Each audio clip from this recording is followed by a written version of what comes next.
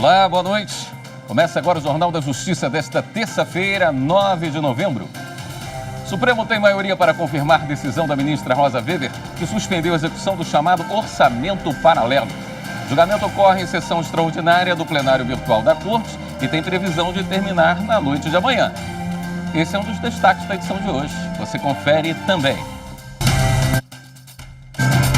STF decide que estados não podem criar teto remuneratório para municípios.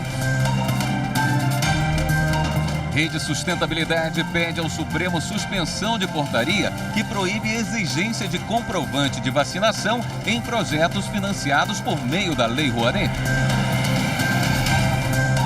E ainda, Federação Brasileira de Bancos e OAB em Mato Grosso do Sul fazem adesão ao programa Justiça 4.0.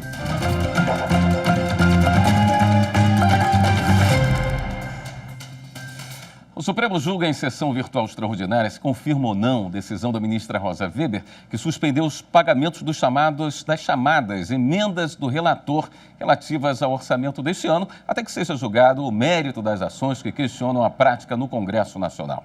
Sobre isso a gente conversa ao vivo com a repórter Caroline Aguiar. Oi, Caroline, boa noite. O que você pode nos contar sobre essa votação, Caroline? Boa noite, William. Bom, já existe maioria para suspender o pagamento das emendas de relator. A ministra Rosa Weber é a relatora dessa ação, votou nesse sentido por entender que não há transparência na definição da destinação desses recursos da emenda do relator. E ela já foi acompanhada por 5 ministros, ou seja, a gente já tem maioria por essa decisão. É importante a gente explicar que as emendas parlamentares são aquela parcela do orçamento que é definida, que a destinação é definida pelos parlamentares, deputados e senadores. Nessa ação específica, estão tratando das emendas que têm a destinação definida pelo relator do orçamento. Tanto a Advocacia Geral da União quanto o Congresso se manifestaram nesse julgamento pela normalidade, pela regularidade dessas emendas do relator. Eles dizem que a definição da destinação desses recursos é uma competência exclusiva do Congresso e que há, sim, transparência nesse processo. Como eu disse, 5 ministros já acompanharam a relatora Rosa Weber. São ele, Carmen Lúcia, Roberto Barroso, Edson Fachin, Ricardo Lewandowski e Alexandre de Moraes. Vamos ver os principais pontos desse voto que já tem maioria na reportagem. A decisão da ministra Rosa Weber foi tomada na última sexta-feira, depois que os partidos Cidadania, PSB e PSOL entraram com 3 ações no Supremo Tribunal Federal, alegando a existência de um esquema montado pelo governo federal para aumentar a base de apoio no Congresso, envolvendo a distribuição das emendas parlamentares do relator do orçamento, identificadas como RP9. Segundo os partidos, apesar de atender a uma série de demandas dos deputados federais e senadores, esse tipo de emenda registra a indicação apenas do relator e não do parlamentar que de fato destinou os recursos.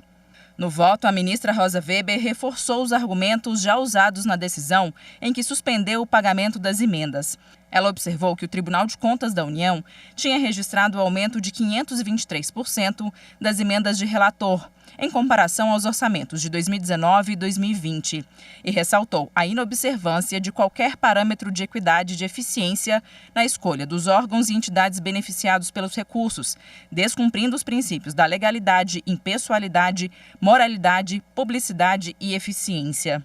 A ministra verificou ainda a falta de transparência no processo e afirmou que causa perplexidade a descoberta de que parcela significativa do orçamento da União Federal esteja sendo ofertada a um grupo de parlamentares, mediante distribuição arbitrária baseada em coalizões políticas, para que tais congressistas utilizem recursos públicos conforme seus interesses pessoais, sem a observância de critérios objetivos destinados à concretização das políticas públicas e sem qualquer justificação fundada em critérios técnicos ou jurídicos, e sem que os dados dessas operações sequer estejam registrados para efeito de controle por parte das autoridades competentes ou da população lesada.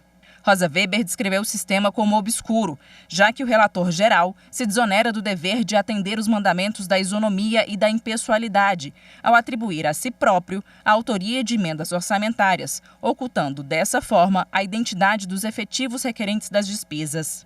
Além de suspender os pagamentos das emendas de relator deste ano, a ministra também determinou que todas as demandas de parlamentares relacionadas a emendas de relator sejam registradas no Sistema de Planejamento e Orçamento Federal, no prazo de 30 dias. Bom, esse julgamento ainda não foi encerrado, 4 ministros ainda têm que votar e eles têm até amanhã às 23 horas e 59 minutos para registrar o voto no sistema do plenário virtual. Ainda existe a possibilidade do julgamento ser suspenso, caso um dos ministros peça vista, ou seja, mais tempo para analisar esse tema e até dele ser reiniciado, caso algum dos ministros peça destaque, ou seja, para que ele seja levado ao plenário presencial. Voltamos ao estúdio. Ok, obrigado pelas informações, Caroline. O Partido Rede Sustentabilidade acionou o Supremo para tentar suspender portaria da Secretaria Especial de Cultura que proíbe a exigência de comprovante de vacinação em eventos culturais financiados por meio da Lei Rouanet. Assinada pelo secretário Mário Frias, a norma, publicada nesta segunda-feira, prevê a reprovação e aplicação de multa do projeto cultural que adotar a exigência do passaporte sanitário. Um documento encaminhado ao STF, a rede afirma que a medida fere o direito à saúde e atinge diretamente a organização de eventos culturais. O partido afirma ainda que a norma pode gerar conflitos com legislações municipais e estaduais que determinam a apresentação do comprovante de vacinação. O pedido da rede foi apresentado em outro processo que já tramita no Supremo e que pede a suspensão de portaria do Ministério do Trabalho que impede demissões por falta de vacinação contra a Covid-19. O caso está sob relatoria do ministro Luiz Roberto Barroso. A primeira turma do Supremo manteve a condenação do Tribunal de Contas da União a um engenheiro que trabalhava na construção da ferrovia Norte-Sul em Goiás. José dos Passos Nogueira vai ter que devolver aos cofres públicos 3,5 milhões de reais, junto com outros envolvidos no caso. O Tribunal de Contas da União condenou o engenheiro José dos Passos Nogueira por superfaturamento na construção do trecho 4 da ferrovia Norte-Sul entre os municípios de Uruaçu e Santa Isabel, em Goiás. Segundo a relatora do caso, ministra Rosa Weber, Nogueira teria superfaturado o valor do transporte de brita, material usado para assentar os dormentes da ferrovia. O TCU determinou que o engenheiro e outros responsáveis pelo superfaturamento devolvessem 3 milhões de reais aos cofres públicos. Também multou Nogueira em 500 mil reais.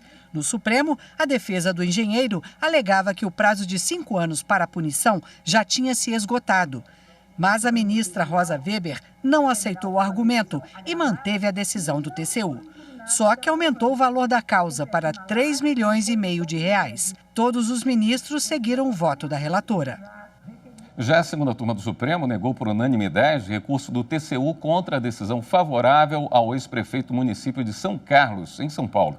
O entendimento dos ministros é de que a Corte de Contas ultrapassou o prazo legal para punir o político quando determinou a devolução de recursos públicos.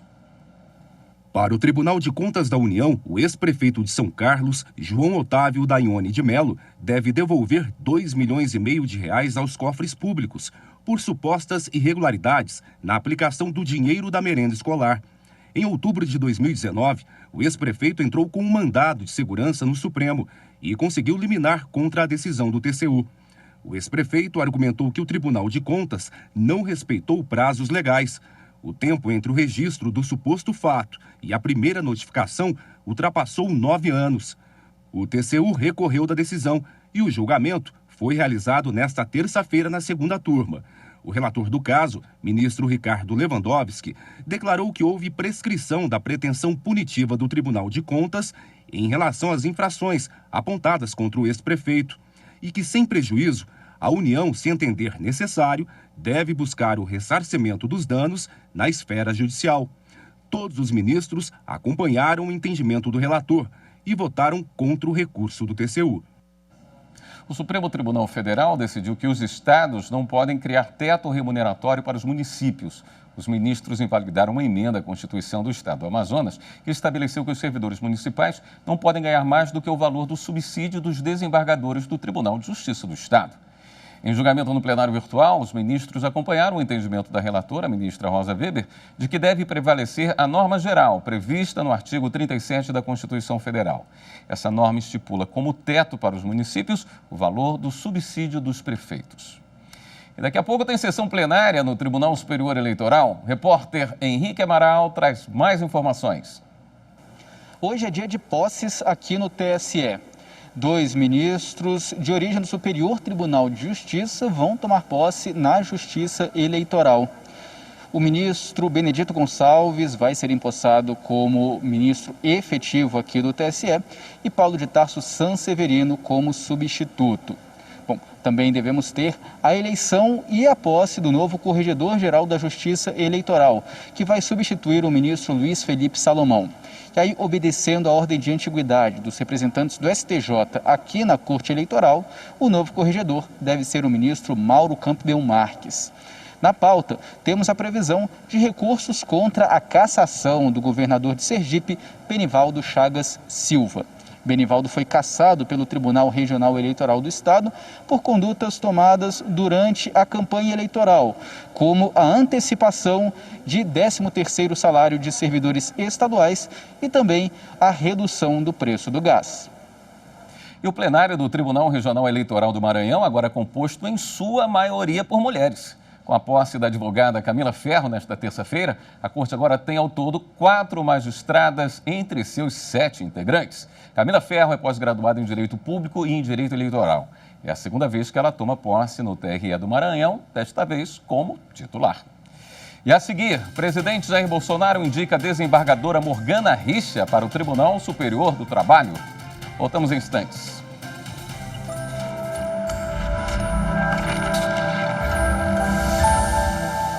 A Constituição é um instrumento jurídico-político que instituiu o Estado Democrático de Direito. Garantir sua plena aplicação é o caminho para um Brasil justo e solidário.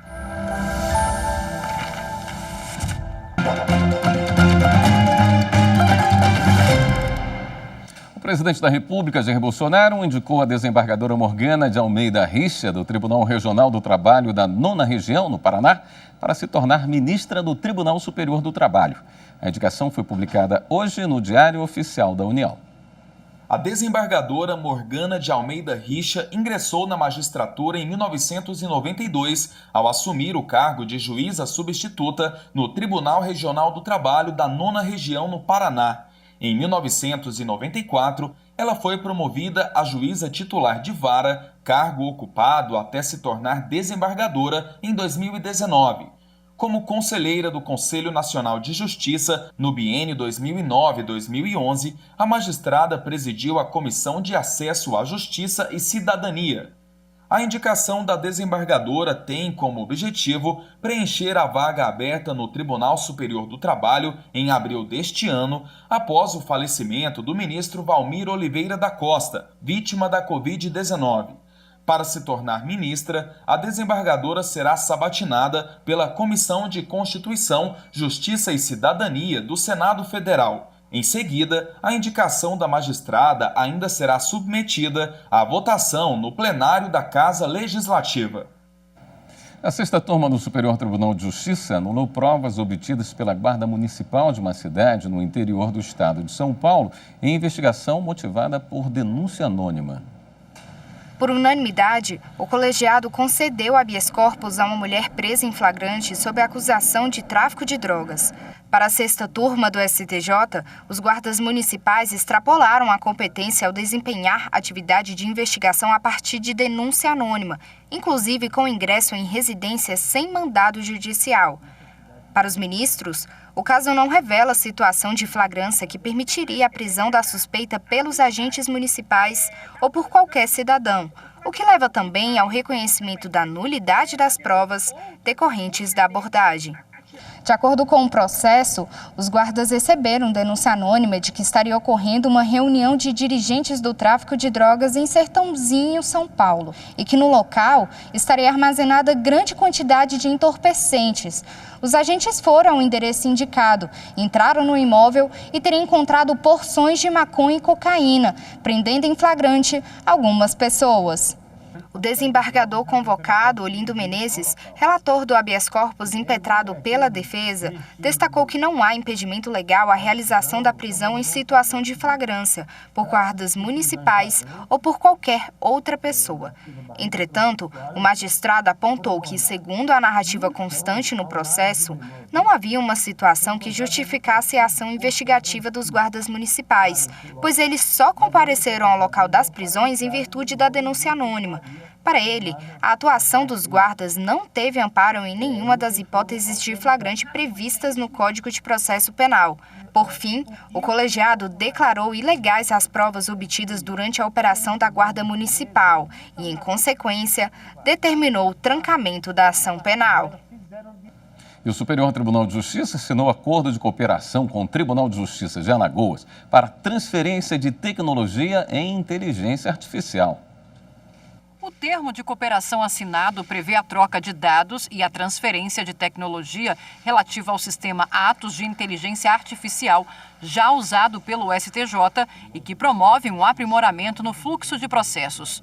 O presidente do STJ e do CJF, ministro Humberto Martins, ressaltou que essa tecnologia contribui para a uniformização da jurisprudência em todo o Poder Judiciário. Oferece garantia jurídica. Também uniformiza para casos iguais, decisões iguais. Evita conflitos de decisões diferenciadas em casos concretos, onde haja semelhança com relação à matéria de mérito. Ou seja, o processo de otimização através da inteligência artificial chegando a todos os tribunais brasileiros, pela uma justiça de precedentes, uma justiça de uniformidade de jurisprudência, mas, sobretudo, uma justiça igual para todos diante de causas iguais. Aqui no STJ, a plataforma Atos localiza, mesmo antes da distribuição aos ministros, processos que possam ser levados para julgamento sob o rito dos recursos repetitivos. Mecanismo que traz mais celeridade e segurança jurídica aos julgamentos dos tribunais superiores, além de monitorar processos com entendimentos convergentes ou divergentes entre os órgãos do STJ e casos com matéria de notória relevância e os precedentes qualificados. Para o presidente do Tribunal de Justiça de Alagoas, o uso da plataforma terá impacto positivo e vai proporcionar celeridade na análise de processos. É uma velocidade imensurável que irá ocorrer, porque muitos processos, eles ficam para a sua subida, para chegar até aqui, aí passa meses e as partes ávidas por justiça e não conseguem. É com isso será um grande impulso, né, oficial e muito ajudará os tribunais e, em especial, os beneficiados serão os jurisdicionados. Participaram da cerimônia de assinatura do termo de cooperação também o ministro do STJ, Moura Ribeiro, representantes do Poder Legislativo, Judiciário e da OAB do Estado de Alagoas.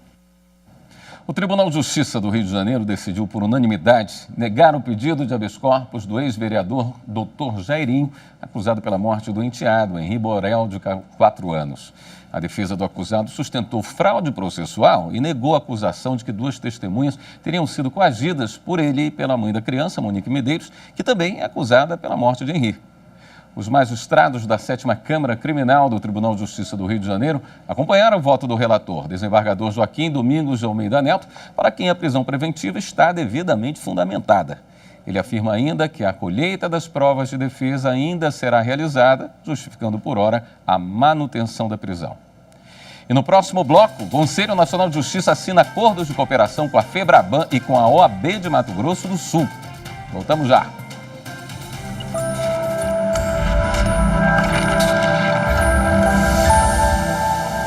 A Constituição Federal de 88 é um marco no processo de redemocratização do Brasil e superação do regime de ditadura militar.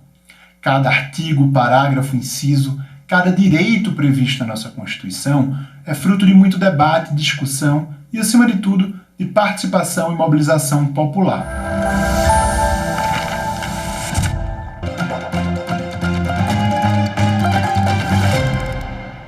A Federação Brasileira de Bancos e a OAB em Mato Grosso do Sul aderiram nesta terça-feira ao programa Justiça 4.0 do Conselho Nacional de Justiça. A parceria foi firmada em um encontro virtual. A adesão da Federação Brasileira de Bancos ao programa Justiça 4.0 vai facilitar o recebimento pelas instituições financeiras de intimações, citações e processos eletrônicos.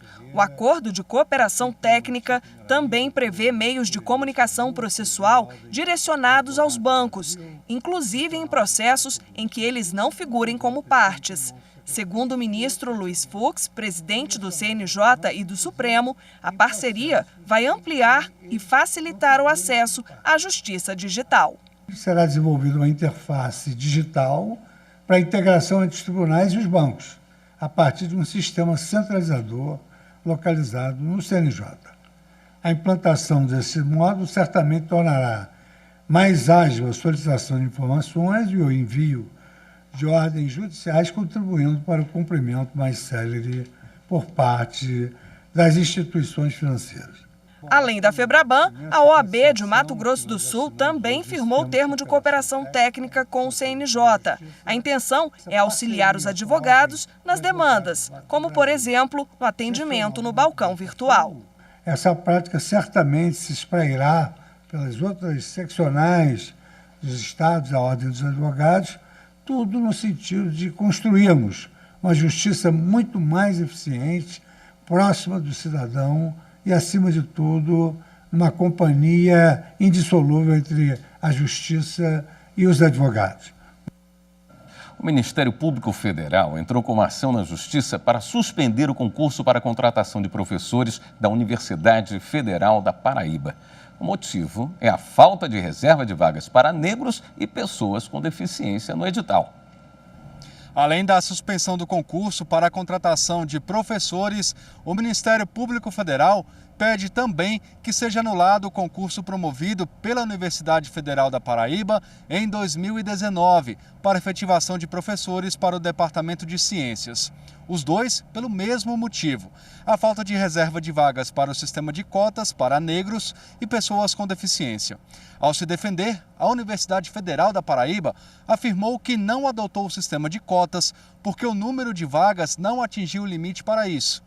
Para o MPF, a lei que regula a reserva de vagas para negros e deficientes precisa ser assegurada em qualquer processo seletivo. Na ação, além da suspensão do concurso, o Ministério Público pede que a Justiça obrigue a universidade a adotar o sistema de cotas nos próximos concursos. A Advocacia Geral da União conseguiu garantir na Justiça o cumprimento das regras de patente para explorar tecnologia de modificação genética de soja. A AGU conseguiu na Justiça impedir que o grupo Monsanto ampliasse o prazo de exploração com exclusividade da patente de uma tecnologia aplicada na produção de soja geneticamente modificada. A patente em questão é a tecnologia Roundup Ready, que facilita o controle de ervas daninhas nas plantações de soja. No Brasil, quem concede a patente é o Instituto Nacional da Propriedade Industrial, o INPI, e quem possui a patente tem o direito de impedir terceiros de produzir, usar, colocar à venda ou importar sem o seu consentimento o produto objeto de patente. O prazo de validade da exclusividade é de até 20 anos. Depois disso, o produto da patente se torna de domínio público, ou seja, o proprietário do invento não pode mais usufruir da exclusividade para si. Mas no caso da Monsanto, o INPI concedeu a patente em 1996 e o prazo legal para o uso da tecnologia exclusivo do grupo terminava em 2005. Mas a Monsanto acionou a Justiça para obrigar a União a ampliar esse prazo por mais 2.046 dias, sob a alegação de ter sido prejudicada na época com a exigência de estudos prévios de impacto ambiental para começar a usar a tecnologia. Mas a AGU não concordou e defendeu não haver amparo legal para a extensão do prazo. Esse argumento não se sustenta. E não se sustenta porque, em primeiro ponto, o estudo de impacto ambiental ele é previsto na legislação com base na Constituição Federal. Os órgãos públicos federais definiram, ao analisar a questão do cabimento e da exigência do estudo de impacto ambiental, aplicando a legislação no exercício das suas competências constitucionais. E mais, essa exigência foi prevista pelo próprio Poder Judiciário, pois o Tribunal Regional Federal da primeira região, numa ação civil pública movida pelo Instituto Brasileiro de Defesa do Consumidor, julgou nessa ação civil pública, em segunda instância, que é cabível a realização do prévio estudo de impacto ambiental para a utilização da tecnologia patenteada na produção da soja geneticamente modificada. E essa ação civil pública foi proposta pelo IDEC em face do próprio Grupo Monsanto. A primeira turma do Tribunal Regional Federal da Terceira Região acolheu os argumentos da AGU e manteve a decisão que negava o pedido da empresa. Jornal da Justiça fica por aqui. Na sequência, você fica com a sessão de hoje do Tribunal Superior Eleitoral. Para você, uma boa noite. Até amanhã.